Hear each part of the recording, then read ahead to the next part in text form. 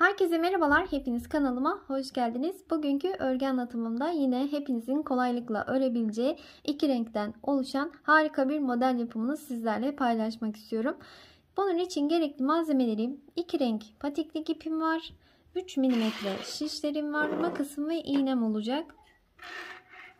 Yapacağım patik modelini kolaylıkla her ayak numarasına uygulayabilirsiniz. İpimi boynuma takarak örüyorum. İlmeklerimi bu şekilde atıyorum. Şişlerim 3 mm. 16 ilmek atalım bu şekilde. Öncelikle beyaz rengimle başladım. Böyle ilmeklerimizi atalım. 16 adet ilmeğimi attım. Burası örgümün arka yüzü. Başlangıç ipim bu tarafta.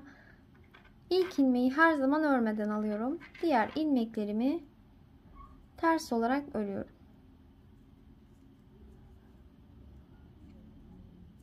Son bir ilmek kalana kadar böyle ters olarak örmeye devam edelim. Son ilmeğime geldim. İpimi arkaya attım. Son ilmekleri her zaman düz örüyorum. İlk ilmekleri örmeden alıyorum. Kenarlar daha düzgün ortaya çıksın diye. Burası örgümün arka yüzü. Şimdi örgümün ön yüzüne geçiyorum. Bakın, başlangıç ipim bu tarafta. Burası örgümün ön yüzü. İlk ilmeği yine örmeden alıyorum. Son ilmeğe gelince düz örüyorum. İlk ilmeği örmeden aldım. 1. Diğerlerini örüyorum. 2. 3. Bakın, bu şekilde 3 tane ördüm. Şimdi burada ilmek arttırmaya başlıyoruz örgünün ön yüzünde. Şimdi 3 ilmeğin bakın bu şekilde şöyle parmağıma dolayıp buraya bir deliksiz ilmek atışı yaptım. İpimi arkaya attım.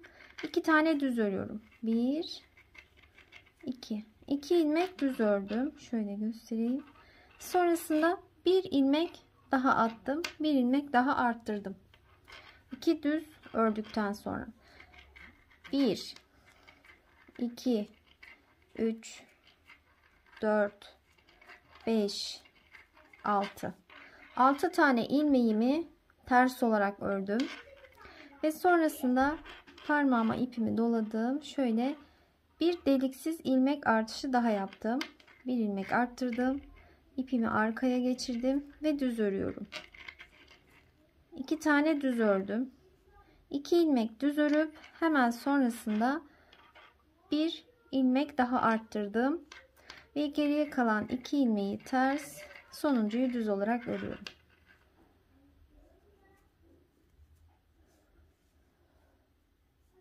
Örgünün ön yüzünde bu şekilde modeli kurmuş olduk. Arttırmalarımızı yaptık. Örgünün arka yüzünde herhangi bir işlem yapmadan ilmeklerin tamamını ters olarak örelim. İlmek artışları örgümüzün ön yüzünde olacak. Şöyle ilmekleri ters olarak örelim. Arttırdığımız ilmekler de dahil. Şimdi örgümün ön yüzüne geldim. Bakın, düz ilmeklerim burada ortaya çıktılar. Şimdi düz ilmeklere kadar ilmekleri örelim. Ters olarak örüyoruz. Düz ilmeklerime geldim. Düz ilmekleri örmeden hemen önce şöyle şişimize bir ilmek artış yapıyoruz. 2 düz ilmeği örelim.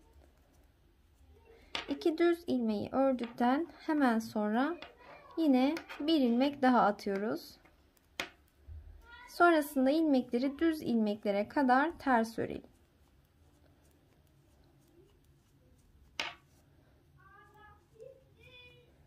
Düz ilmeklerime geldim. Bakın, düz ilmeklere geldim. Onları örmeden hemen önce bir ilmek artışı yapıyoruz. Düz ilmekleri örelim. Hemen arkasından bir ilmek artışı daha yapalım ve devam edelim örmeye. Örgünün her ön yüzüne geldiğimizde düz ilmeklerin başında ve sonunda ilmek artışı yapacağız. Bakın, burada düz ilmeklere gelmeden hemen önce bir ilmek arttırdım. Düz ilmekleri örüp sonrasında bir ilmek daha arttırdım. Düz ilmekleri örmeden bir ilmek arttırdım. Ördükten sonra bir ilmek arttırdım. Bunu örgünün her ön yüzünde yapacağız. Her ön yüzde 4 ilmek artmış olacak. Arka yüzde hiç artma eksiltme yapmadan aynı ilmekleri ters olarak öreceğiz hepsini. Bu şekilde devam edelim. Toplamda 52 ilmek olana kadar böyle arttırmaya devam edelim. Arka yüzde tamamını ters olarak öreceğiz. 52 ilmek olunca sonrasında yine birlikte örelim. Evet, şimdi 52 tane ilmeğim oldu bakın. Şöyle toplam 52 ilmek olana kadar aynı şekilde bakın böyle arttırarak örmeye devam ettim. Şimdi örgümün ön yüzündeyim. Artık bu düz örgüleri de ters olarak öreceğim. Yani tamamını haroşa örgü öreceğim ve artmaları da bırakıyorum.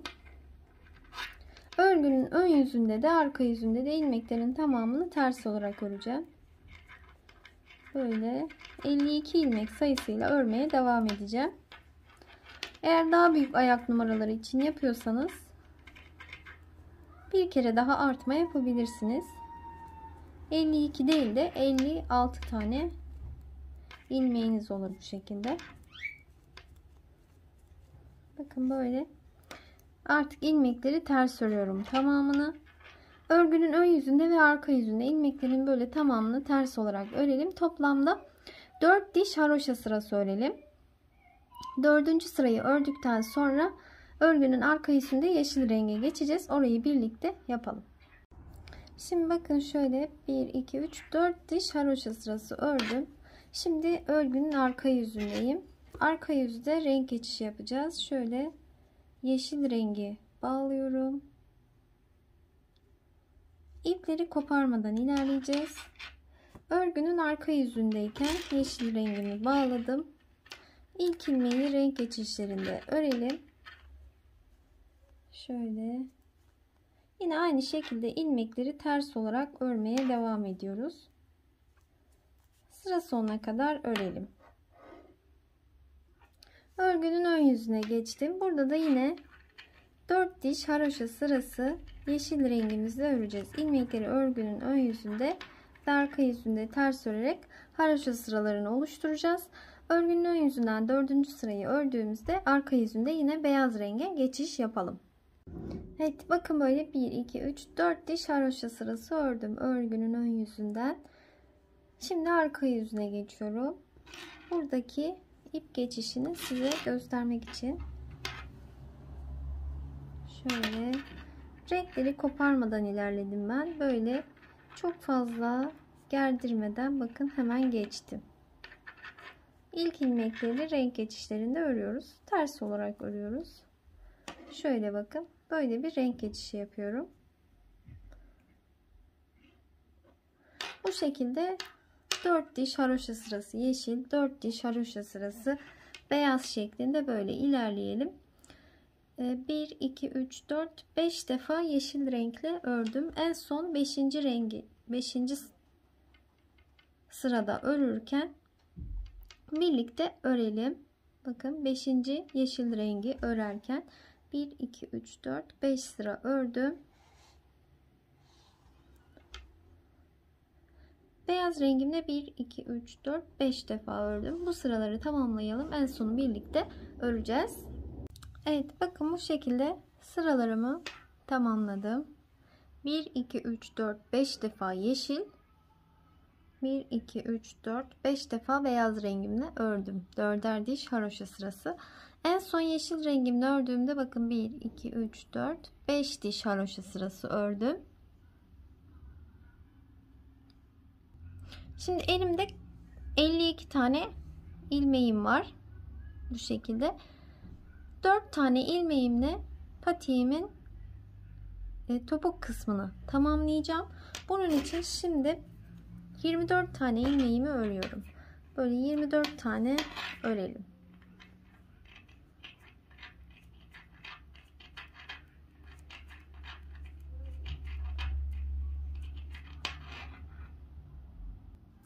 ...24 tane ilmeğimi ördüm. Şimdi burada 1 2 3 4 tane ilmek üzerinden öreceğim. 3'ünü ördüm. 4. ile buradan bir ilmeği yanına katarak ikisini birlikte ters ördüm. Örgümü çevirdim. Bakın başa kadar gitmedim. İlk ilmeği örmeden aldım. 1 2 3. Bakın böyle 3 tane oldular. Dördüncüyle buradan bir ilmeği yanına alarak ikisini birlikte ters ördüm. Tekrar örgümü çevirdim. 4 ilmek üzerinden gidiyoruz. İlk ilmeği örmeden aldım. 2 3. 3 taneyi ördüm. Bakın dördüncü buradaki ilmeklerden ayırıyor zaten kendini. Dördüncüyle buradan yanına bir ilmek alarak ikisini birlikte örüyoruz. Örgümü çevirdim. İlk ilmeği aldım örmeden.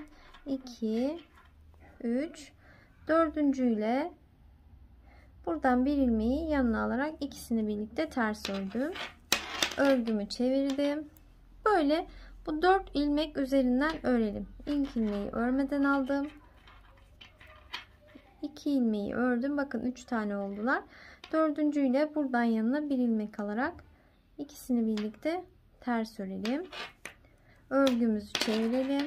Böyle birer ilmek kalana kadar, bir ilmek burada, bir ilmek burada kalana kadar böyle örmeye devam edelim. Evet, bir ilmek burada. Bakın 2 ilmek bu tarafta. Ortada da 4 ilmek kaldı. Şimdi bu ilmeği de şöyle yanına alıyorum. 2 ilmeği birlikte ters ördüm. Kalan ilmeği diğer şişe aldım. 2 ilmeği birlikte ters ördüm. Burada ilmekleri kapatıyorum. İlmeği diğer şişe aldım. 2 ilmeği birlikte ördüm. İlmeği diğer şişe aldım. Böyle ilmekleri kapatarak örgümü tamamlıyorum. Son bir kere şöyle ters olarak örelim. İpimizi burada keseceğiz. Örgümüzü tamamladık. Bakın şurasını yaptık patiğimizin. Burayı böyle örerek tamamladık.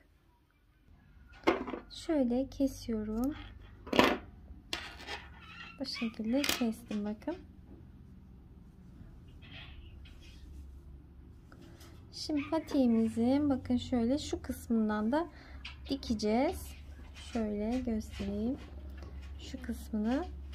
Buraya bakın ben böyle ikinci yeşilin son sırasına kadar dikmişim. Bunu beyaz rengimle diktim. Şimdi beyaz rengimizi ipimize geçirelim. Evet, şöyle tersini çevirelim. Tersinden dikeceğiz. İkinci yeşil sıranın sonuna kadar, şuraya kadar dikmişim ben.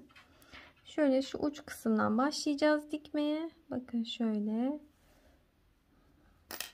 İpimizin şöyle ucunu düğümleyelim. Ve dikmeye başlayalım. İlmekleri karşılıklı şöyle tek tellerine batıyoruz.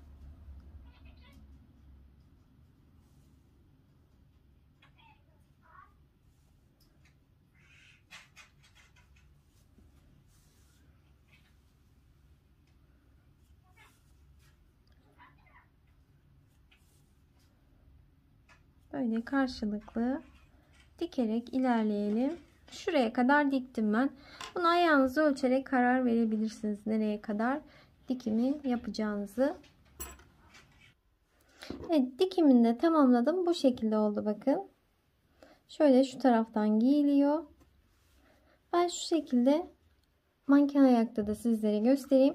Buraya bir puf çiçek yaptım. Onu koydum. Dilerseniz sade de uygulayabilirsiniz. Fiyonk da yapabilirsiniz. Bu şekilde bir puf çiçek de yapabilirsiniz. Gülümseten Marifetler puf çiçek yapımı diye yazarsanız kanalımda videolu anlatımı mevcut. Umarım sizler için faydalı bir video olmuştur. İnşallah sizler de beğenirsiniz ve hep birlikte örmüş oluruz. Alt kısmı dikişsiz bakın. Sadece şu üst kısmında bir dikişimiz var.